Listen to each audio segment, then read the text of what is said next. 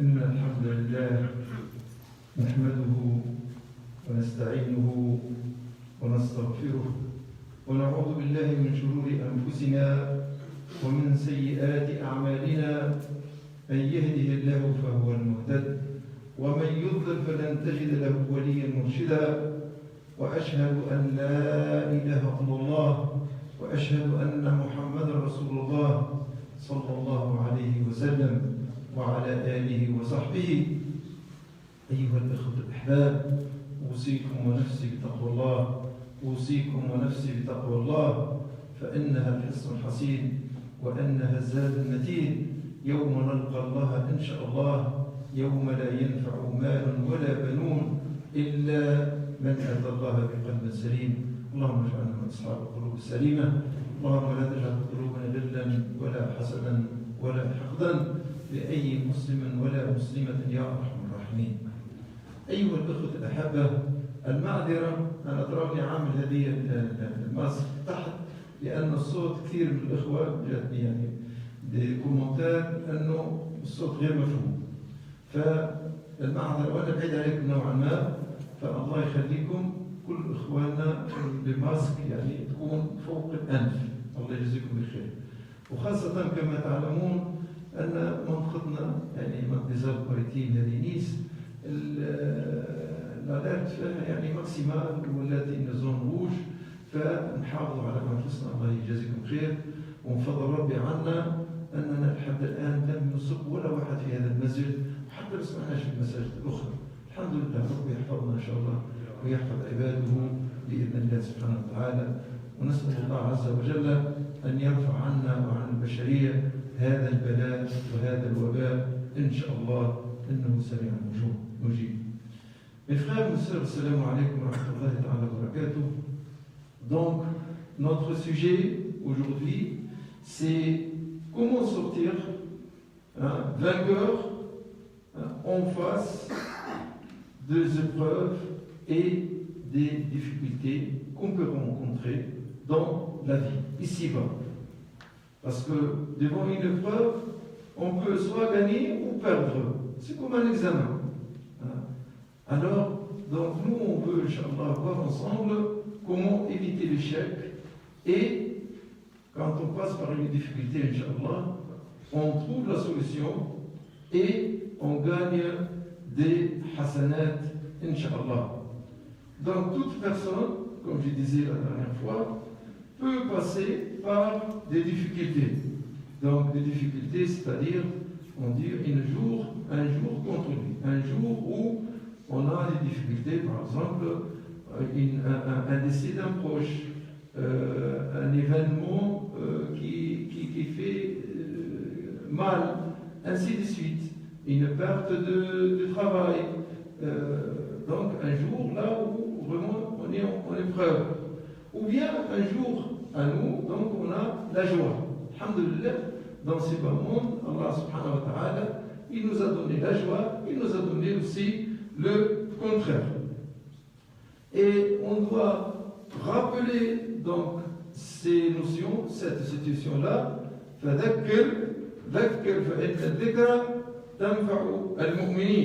Donc le rappel fait profiter aux croyants. Aux croyants, donc les croyants et le croyant, Inch'Allah. Alors, comment surmonter les difficultés et les épreuves? Voilà une question. Comment faire face lorsque toutes les portes sont fermées, les portes de solution à notre problème? On ne voit pas d'horizon, on ne voit pas de solution. On regarde en haut, à droite, à gauche, on essaye de trouver des solutions, mais il arrive des fois qu'on ne trouve pas de solution. Donc, certainement, il y a une solution. Certainement, donc il y a une solution. Allah subhanahu wa ta'ala, il ne nous laisse pas perdus. Tout croyant peut rencontrer des difficultés, mais le plus fort est celui qui surmonte ces difficultés tout en restant apaisé, calme, serein. C'est ça. Parce qu'il y a des gens devant la difficulté, ils paniquent, ils stressent, il perd l'équilibre, il perd la sagesse, il fait n'importe quoi. Et là, c'est des situations de faiblesse. On doit éviter ça. Parce que quand on est énervé, quand on n'est pas apaisé, tout ce qu'on fait, ça fait faire de dégâts plus que résoudre le problème en question. Donc, on doit être confiant à Allah subhanahu wa ta'ala. Mais comment atteindre ce degré-là?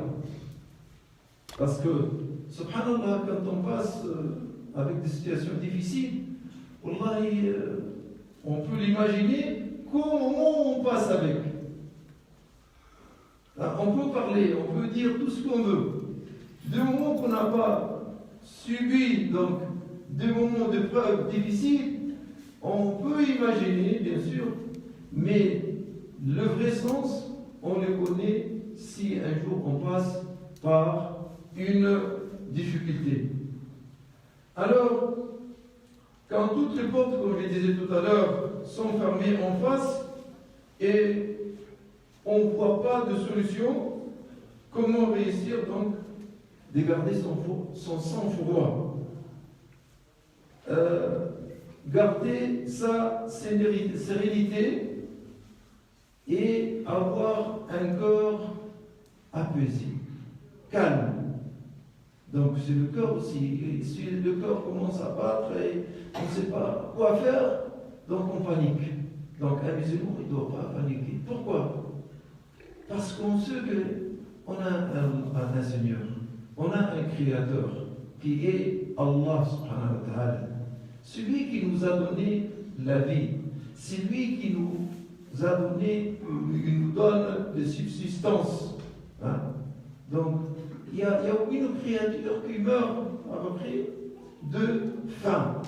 Allah subhanahu wa ta'ala lui donne. Même les oiseaux, hein?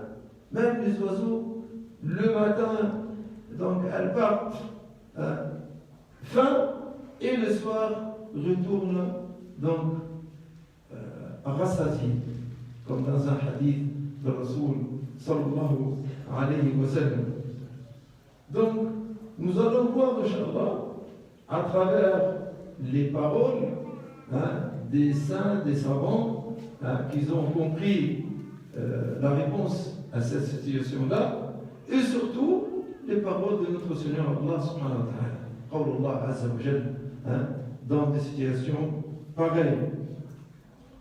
Hadith de Rasul sallallahu alayhi wa sallam, qui nous dit 50 000 ans avant la création des cieux et de la terre, Allah subhanahu wa ta'ala, il a tout écrit.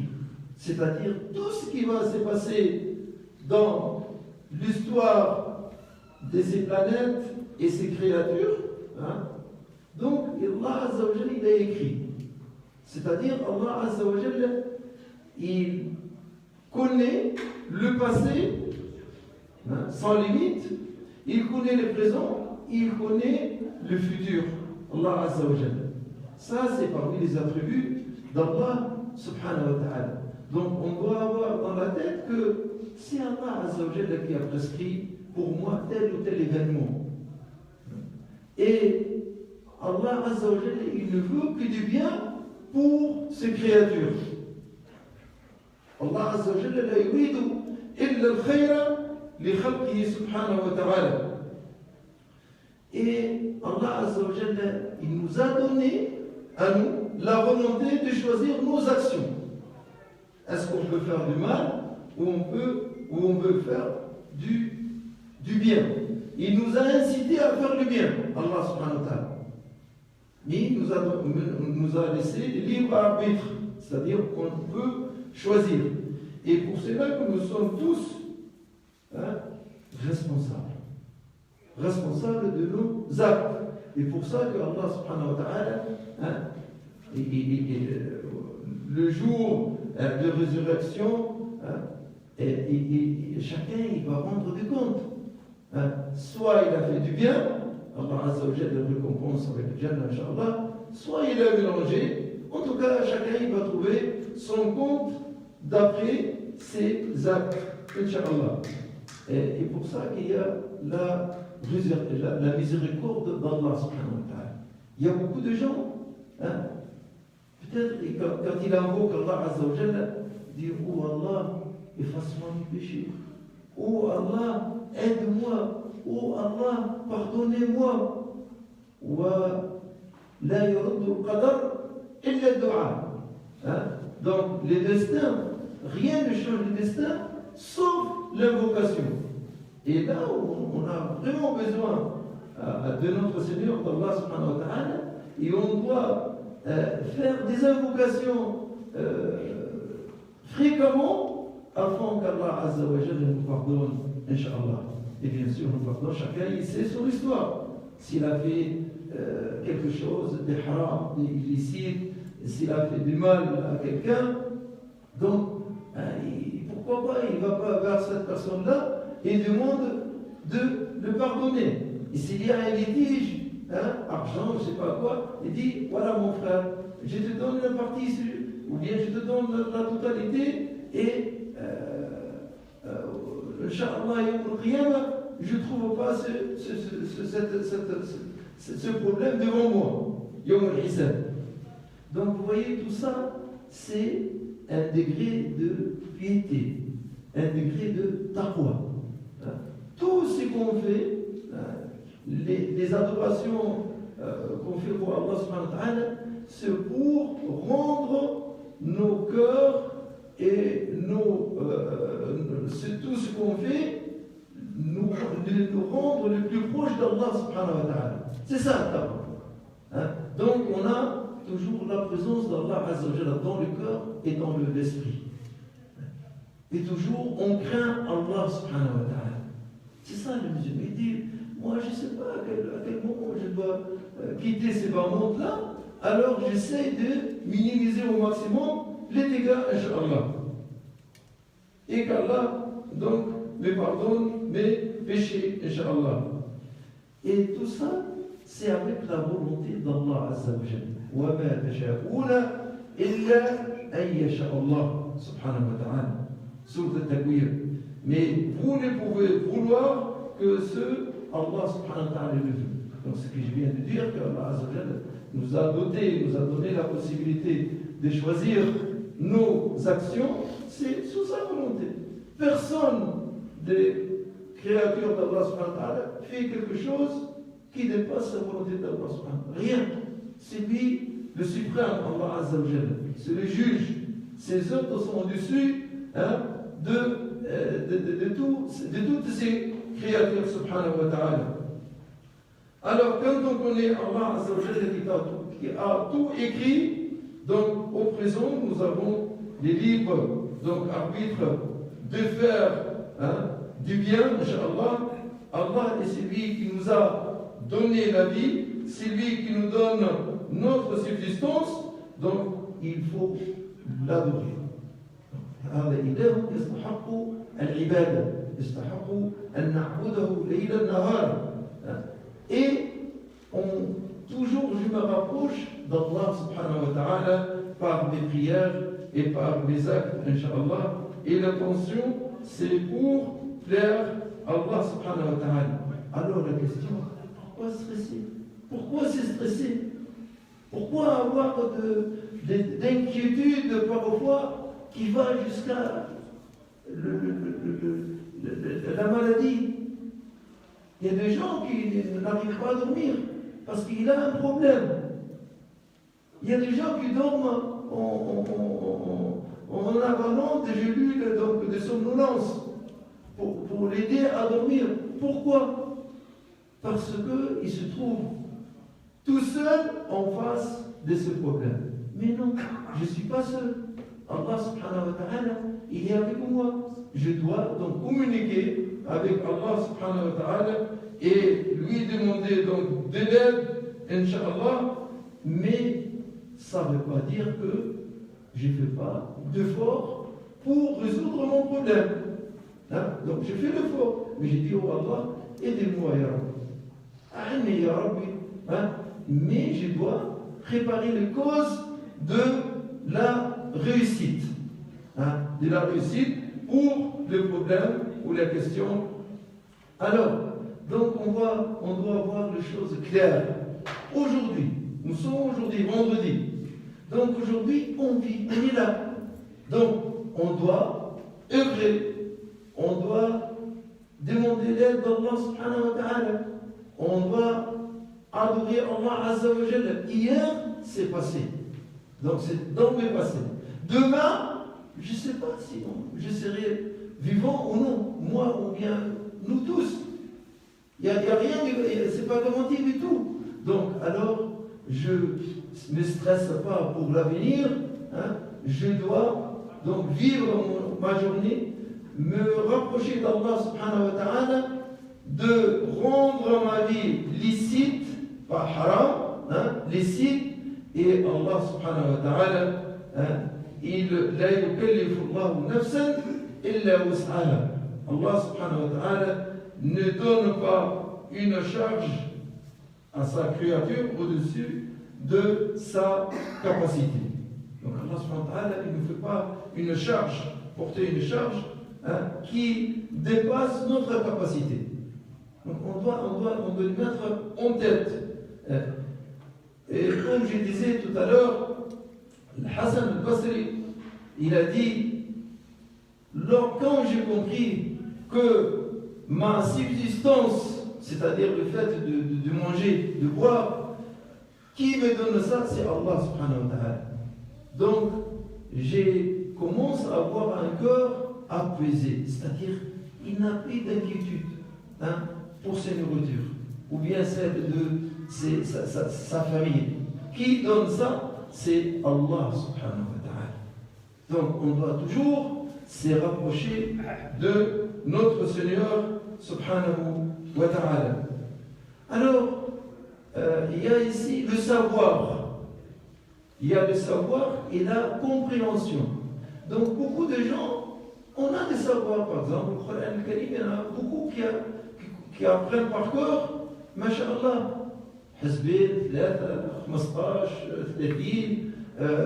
tous les courants, mais comprendre le Coran, ça c'est un autre problème.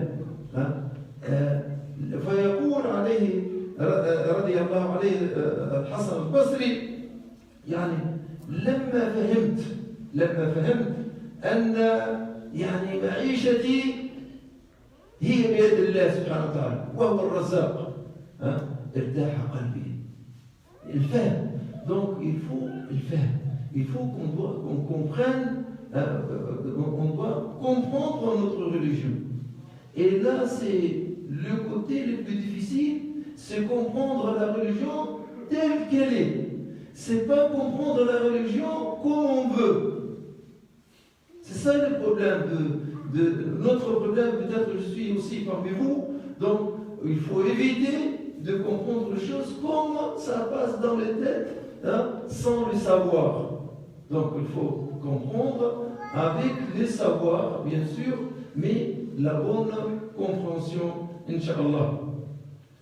والله سبحانه وتعالى يقول وعسى أن تكرهوا شيئا وهو خير لكم وعسى أن تحبوا شيئا وهو شر لكم والله يعلم وأنتم لا تعلمون. Peut-être hein, vous aimez quelque chose, hein, mais c'est pas bien pour vous. Et peut-être vous n'aimez pas quelque chose, mais dans ce que vous n'aimez pas, il y a votre bien. Par exemple, quelqu'un, il rate son avion. Il s'inquiète. Subhanallah, comment ça se fait que j'ai raté? J'ai tout fait. Mais j'ai raté mon avion. Je ne rentre pas aujourd'hui au bled, je ne sais pas où il va voyager.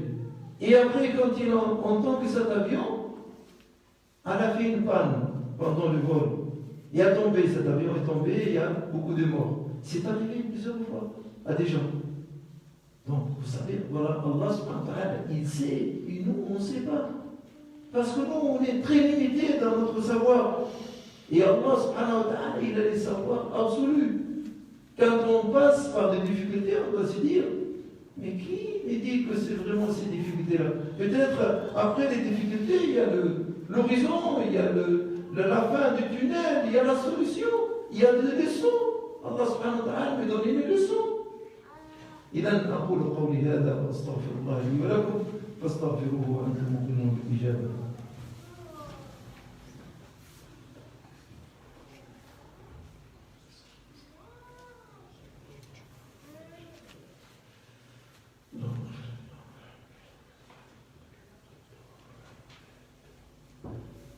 الحمد لله وكفى والصلاة والسلام على الحبيب المصطفى ولا حول ولا قوة إلا بالله العلي العظيم. ابن القيم رحمه الله يقول: ما أغلق الله بابا بحكمته إلا فتح بابين برحمته. هذا قول ابن القيم رحمه الله. Donc Ibn Qayyim, c'est un savant, vous le connaissez, très célèbre et très connu, rahimahullah. Donc il dit, quand Allah ferme une porte, je veux dire une porte de solution d'un problème, avec sa sagesse, il ouvre deux portes avec sa clémence, avec sa miséricorde. إذن إخوانا المؤمن لا تسود الدنيا أمامه. المؤمن يعني يبقى دوما يترقب الحل، يقول هناك حل. الحل من يأتيه الحل؟ هو الله عز وجل. إذا استعنت فاستعن بالله، وإذا توكلت توكل على الله عز وجل. وهذه عبادة، وهذا ترسيخ في النفس أن الذي أحتاجه في حياتي هو الله، مش فلان ولا فلان. Donc j'ai besoin d'Allah subhanahu wa ta'ala dans ma vie. Donc le premier à lequel je me mets entre ses bras, c'est Allah azza wa jalla. Je lui demande, comme un enfant, quand il demande à sa maman ou bien à ses parents quelque chose, il commence à pleurer, jusqu'à ce qu'on lui donne ce qu'il veut. Donc, le Rasul sallallahu alayhi wa sallam, ماذا يقول؟ إن الله يحب العبد الملحح في الدعاء. ادعوا ربي سبحانه وتعالى. On a fait 2 sermons sur le dua et l'importance du dua. Le dua, c'est la clé de la solution. C'est le début de la clé. Alors, mais il reste une chose. Moi, je demande à Allah subhanahu wa ta'ala qu'il m'aide, qu'il me aide donc à trouver, à sortir d'un problème. Mais je dois me demander, est-ce que j'ai appliqué ce que Allah subhanahu wa ta'ala m'a demandé? Est-ce que je me suis mis correctement aux prescriptions d'Allah subhanahu wa ta'ala qui m'a demandé, ça c'est haram, ne fais pas. Ça c'est halal, fais ce que tu peux. Ça c'est obligatoire, tu dois faire la prière, tu dois faire le siyam, le hajj si tu peux, si tu as les moyens, ainsi de suite. Donc on doit se poser la question aussi. C'est bien d'entendre qu'Allah Azza wa Jalla est Rahim, Rahman, Clément, qu'il aime ses créatures, mais à nous de nous poser la question. Et ça, tout ça, ça nous guide vers l'équilibre. L'équilibre dans notre pratique, l'équilibre dans notre relation avec notre Allah, avec notre Seigneur, Allah Azza wa Jalla. Mais quand j'oublie mon obligation, moi, et toujours Ya Rabbi A'ti, et les portes ne s'ouvrent pas comme ça, mes frères. Ne s'ouvrent pas les portes. Les portes s'ouvrent quand je révise mes actions, quand le soir avant de dormir, est-ce que j'ai fait haram? Est-ce que je suis dans la bonne direction? Je dois rectifier, je dois me repentir. Donc c'est ça. C'est un combat entre moi et mon âme, et le shaitan. Donc, cette façon-là, Allah subhanahu wa ta'ala, Inch'Allah, il accepte notre dua. Et c'est très important. Et soyez sûrs et certains qu'Allah Azza wa Jalla, il accepte le dua. Qu'est-ce qu'il a dit Allah Azza wa Jalla? Ud'ouni astajib lakum. Invoquez-moi, je vous réponds. Mais les savants, ils ont dit oui, à condition que nous, on doit aussi respecter ce qu'Allah subhanahu wa ta'ala nous a demandé. Donc, نسأل الله سبحانه وتعالى إن شاء الله أن يبعد عنا المصائب أيها الأخوة الأحباب. نسأله عز وجل أن يهدينا وأن يرينا الحق حق والباطل باطل إن شاء الله. أيها الأخوة الأحباب، لقد ثبت عن رسول الله صلى الله عليه وسلم أن في هذا اليوم ساعة يستجاب فيها الدعاء، فمدوا أيديكم لعلها تكون ساعة الإجابة. إن الله وملائكته يصلون على النبي يا أيها الذين آمنوا صلوا عليه وسلموا تسليما كثيرا. اللهم صل على محمد وعلى آل محمد كما صليت على إبراهيم وعلى آل إبراهيم في العالمين إنك حميد مجيد. اللهم بارك على محمد وعلى آل محمد كما باركت على إبراهيم وعلى آل إبراهيم في العالمين إنك حميد مجيد. اللهم اهدنا فيمن هديت، اللهم اهدنا فيمن هديت، اللهم تولنا فيمن توليت، اللهم تولنا فيمن توليت، اللهم زدنا ولا تنقصنا، اللهم أعطنا ولا تحرمنا، اللهم أعزنا ولا تهنا، اللهم اشف مرضى المسلمين، اللهم اشف مرضى المسلمين، اللهم ارحم أموات المسلمين، اللهم ارحمهم رحمة واسعة من عندك يا أرحم الراحمين. اللهم أزل كرب المكروبين، اللهم أزل كرب المكروبين يا أرحم الراحمين. اللهم أعنا على ذكرك، اللهم أعنا على شكرك، اللهم أعنا على حسن فهم دينك يا أرحم الراحمين. اللهم ردنا إليك ردا جميلا يا رب العالمين. اللهم ارزقنا الفهم الصحيح بدينك يا رب العالمين. اللهم أرنا الحق حقا وارزقنا اتباعه، وأرنا الباطل باطلا وارزقنا اجتنابه. وآخر دعوانا أن الحمد لله رب العالمين. وأقم الصلاة يرحمكم الله.